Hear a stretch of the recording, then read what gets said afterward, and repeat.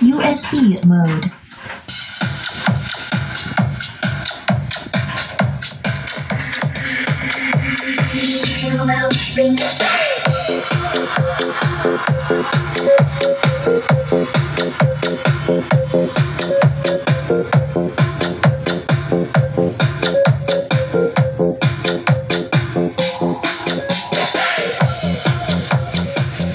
Battle mode activated.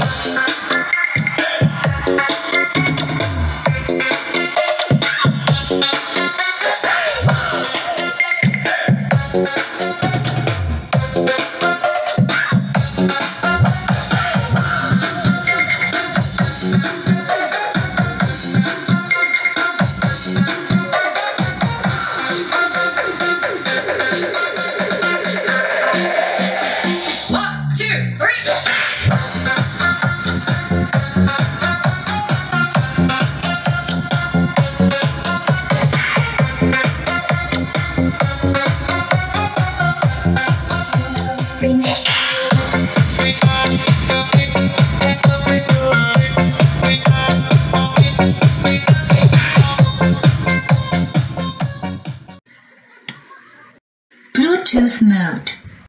Kung nais mong mag-subscribe, ay pindutin lang ang pulang button at mag-bell na rin. Connected.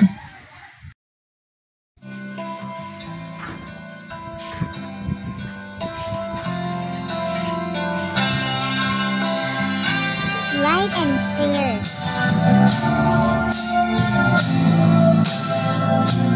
Pwede, akin na lang.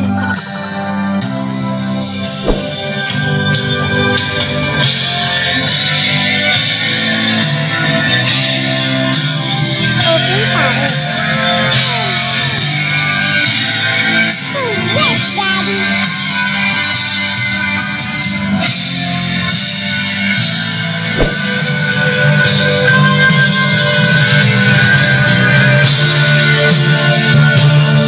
Pwede, akin na lang. Heto at unboxing tayo. Ito ay isang Bluetooth portable tower speaker na may sukat na 8.5 x 3, tatlong speaker. At ayan, makikita nyo sa screen sa kanyang kahon ang kanyang mga specs at features. Tulad ng TWS, recording at ang built-in wireless mic. Heto at binuksan ko na at makikita sa kahon ang wireless mic, mga cable, remote at manual. Magkano ba ganyan, Daddy? Ang price nito ay makikita dyan sa pin comment section sa baba. At nariyan din ang link kung saan ko binili.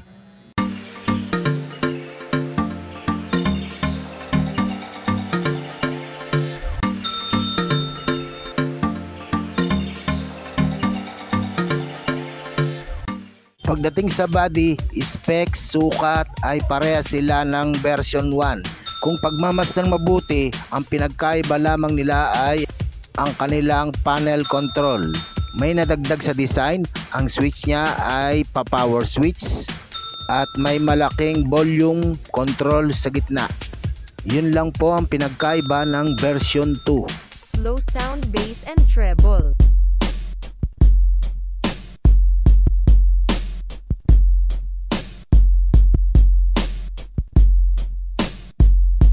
Slow sound, bass and treble.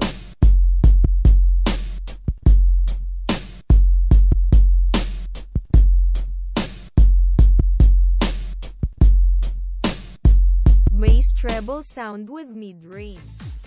Slow sound, bass and treble.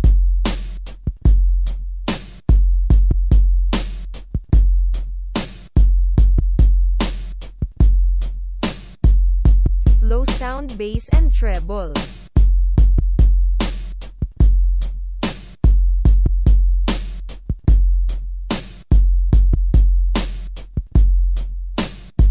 Bass treble sound with mid. Slow sound, bass and treble.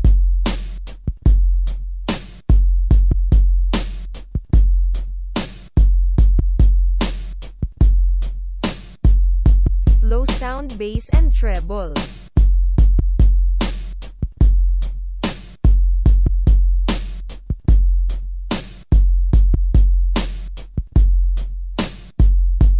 treble sound with mid-range. If you are new to my channel, you can subscribe and you will learn a lot here. Like and share.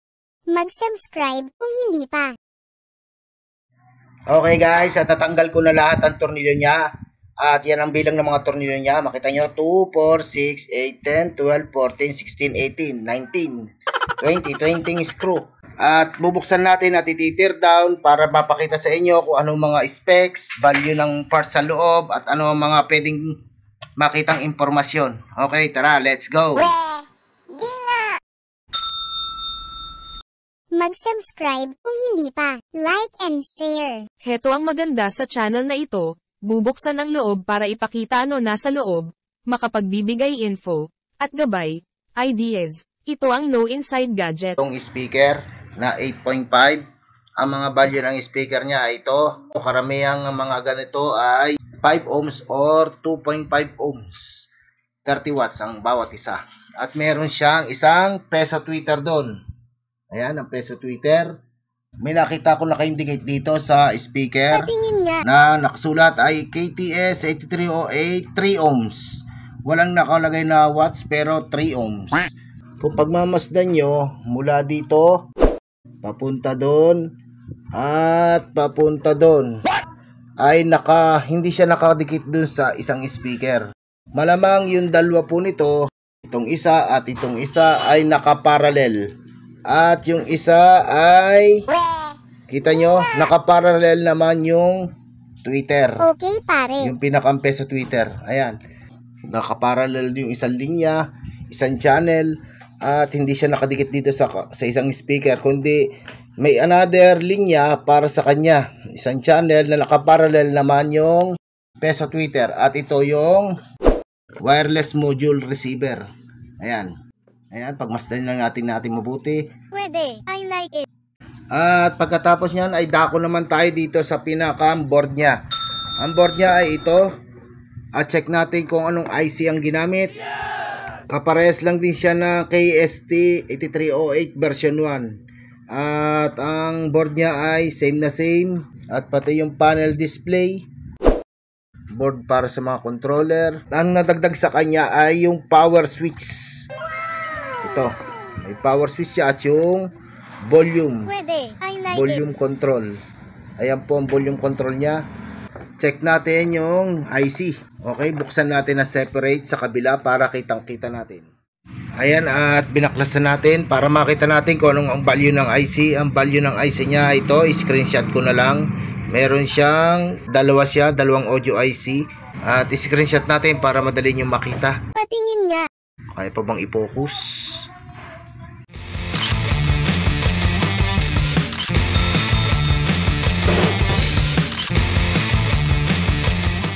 At ito yung kabila ng board. Ito yung, ayan, ito yung kanyang board ID. Yan, focus na lang natin. Yan ang pangalan ng kanyang board ID. Para sa power source niya, battery ay ito ay 18650 battery. 2400 mAh na true rated. Oh, Kung gusto nyo magdagdag ng another battery, ay pwede pa rin dito. Kaya may space siya para lagyan pa ng another 2 battery. At iparallel lang sa red and black na to. At para matagal siya malobat. Kung kaya nyo naman, kung mas marami, idikit nyo na lang. Kung sa mga parts ng mga tabi rito, pwede rin dito, pwede doon. Basta kasya pa yung 18650 battery ay makakatulong para matagal siya malobat at long lasting ang paggamit. Oh, yes, Daddy! Umaasa ako na nakapagbigay impormasyon sa teardown, magbigay tulong at pagkukumpara bago kayo bumili ay nakapagbigay ideya sa consumer. Salamat! Kung nais mong mag-subscribe, ay pindutin lang ang pulang button at mag-bell na rin.